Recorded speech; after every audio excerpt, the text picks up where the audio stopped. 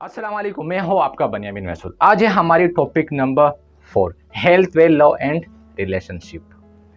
आज मैं आपको बहुत ही ज़्यादा इंपॉर्टेंस बात बताने वाला हूं, लेकिन एक रिक्वेस्ट आपसे ज़रूर करना चाहूँगा कि ना तो मैं आपसे यही करूँ कि आप मेरे चैनल को सब्सक्राइब कीजिए या शेयर कीजिए। बहरहाल मैं सिर्फ आपके लिए इतना ज़रूर कहना चाहूँगा कि आपने इसी कोर्स को पूरा लाजमी देखना है। चाहे जितने भी स्टेप बाय स्टेप वीडियोस हैं, आपने उनसे फ़ायदा ज़रूर उठानी है और जो भी बातें मैं आपको बता रहा हूँ उसको आपने ज़िंदगी में ना ज़रूर अप्लाई करना है। आपसे मैं एक क्वेश्चन ज़रूर करना चाहूँगा कि आप जिस फील्ड में हैं, आप जिस इदारे में हैं, आप अपनी लाइफ में जहाँ तक जाना चाहते हैं, क्या आपने अपनी ज़िंदगी में ना कोई एक ऐसा मेंटोर रखा हुआ है जिसके साथ आप चिपक कर ज़िंदगी में ना उस मकाम तक पहुँच पा सकते हैं? इसी क्वेश्चन का जो आंसर है वो आपने या कमेंट्स में ज़रूर देना है।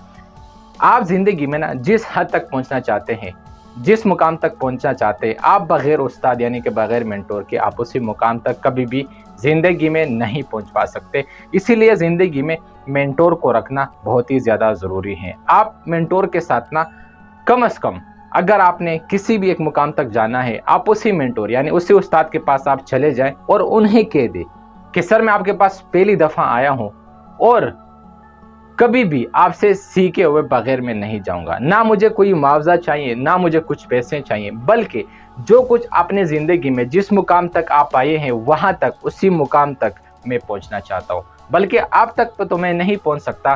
दरअसल वो मेंटोर अपने 10 साल 20 साल का जो एक्सपीरियंस है वो आपको चंद साल या चंद महीनों में आपको दे सकता है। दरअसल जितने भी बड़े लोग ज़िंदगी में आपको नज़र आएंगे ना, उन तमाम बड़े लोगों के पास एक मेंटोर ज़रूर हुआ करता था। चाहे आप जिस किसी की भी हिस्ट्री उठा ले, उसके पास कोई ना कोई मेंटोर ज़रूर हुआ करता। तो इसलिए आपको ज़िंदगी में ना एक मेंटोर को रखना ज़रूरी है। उसी दिन दरअसल मेरे पास एक लड़का आया और उन्होंने मुझसे एक बात कही। दरअसल वो कुछ अरसे से मुझे जानते हैं। उन्होंने मुझे कहा कि आप जो है ज़िंदगी में ना एक्शनेबल नहीं।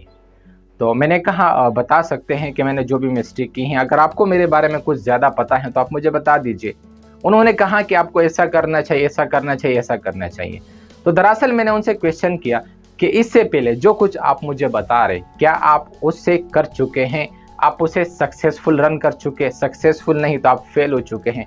आपने ज़िंदगी में कुछ भी ऐसा किया है जो कि आप मुझे बता रहे कि आपको ऐसा नहीं तो ऐसा ही करना चाहिए।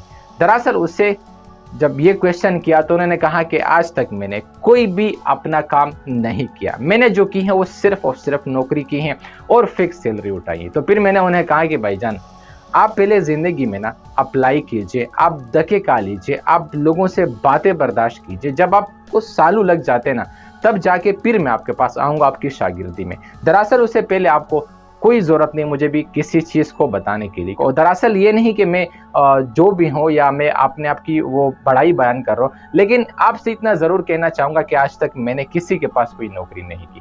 किसी के पास कोई भी सबूत आज तक नहीं होगा कि जिन्होंने मुझे 10 से 20 या 15 जो भी सैलरी है जो कि बंदा मुझे दे चुका है। हाँ, दरअसल स्कूल के ज़माने में जब भी हमने कहीं पे काम सीखा था तो उस वक्त अगर थोड़े बहुत पैसे टीचर्स वगैरह दे दिया करते थे तो उसकी कुछ भी बात नहीं करती। तो दरअसल मशवरा और मेंटोर उसी बंदे को आप रख लीजिए और ऐसे लोगों की बातों को जो है आप एक्सेप्ट कर लीजिए कि उन्होंने ज़िंदगी में ना उन बातों को और उन चैलेंजेस को फेस किया हुआ।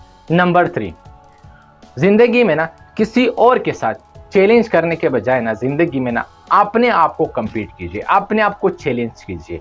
बहुत सारे लोग जो हैं जब किसी भी फील्ड में आ जाते हैं, वो नए उसी फील्ड में कदम रख लेते हैं तो दरअसल वो जो है अपने से ऊपर लोगों को देखना शुरू कर देते हैं जिन्होंने 10 साल 15 साल 6 साल जो भी उन्होंने मेहनत की है ना, उसके साथ के साथ अपने आप को कंपेयर करने लग जाते।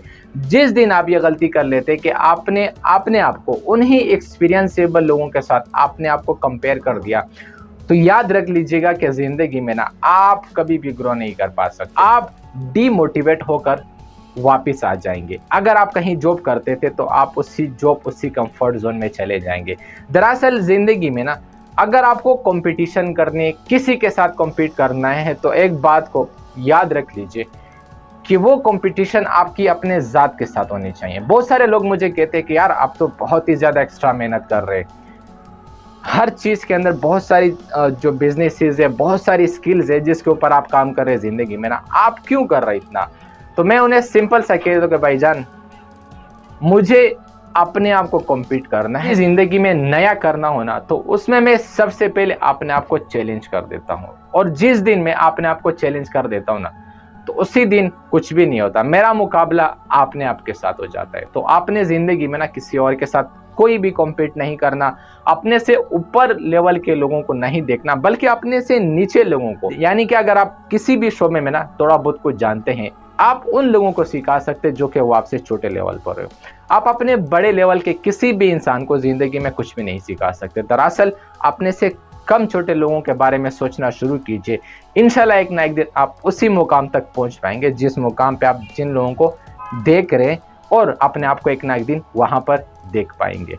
Number 4, self investment. जिंदगी में ना अगर आपको कुछ भी बनना हो तो इसी खोपड़ी के ऊपर से लाजमी खर्च किया करें। किसी भी मुकाम तक पहुंचने के लिए आपको इन्वेस्ट करना पड़ेगा, लेकिन आपको जिंदगी में अगर बड़ा करना हो ना, तो आपको सेल्फ इन्वेस्टमेंट उन लोगों से सीखना पड़ेगा जो लोग जिंदगी में कुछ कर चुके हैं। वो लोग अगर आप उनसे सीखते हैं, बहुत सारे लोग जो हैं यूनिवर्सिटी में टॉप कर नहीं जाते, स्कूल कॉलेजेस में टॉप नहीं कर पाते, लेकिन वो दरअसल आम जिंदगी में ना बहुत ज्यादा ग्रो कर जाते हैं।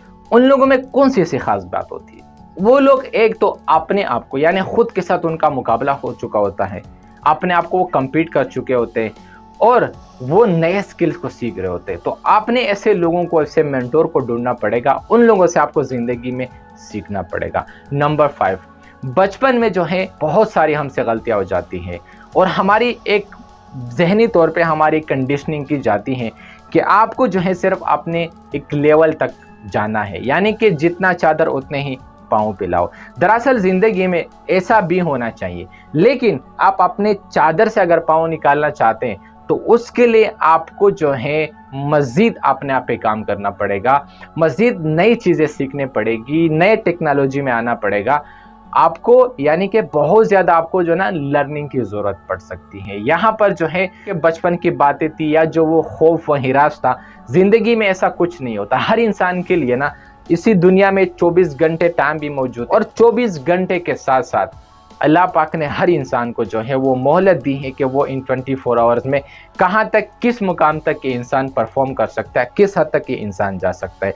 लिहाजा उन्हीं बचपन के डर से, उन्हीं लोगों के तानों से कभी ज़िंदगी में जो है डिप्रेस नहीं हुआ करें। आपको जो कुछ भी पसंद हो, जिस काम में आपको पैशन हो, जिस काम में आपका मन लगता हो, उसी काम को उतने बुरे तरीके के साथ कर लीजिए कि वो साला आपको समझ आने लग जाए। रीडिंग।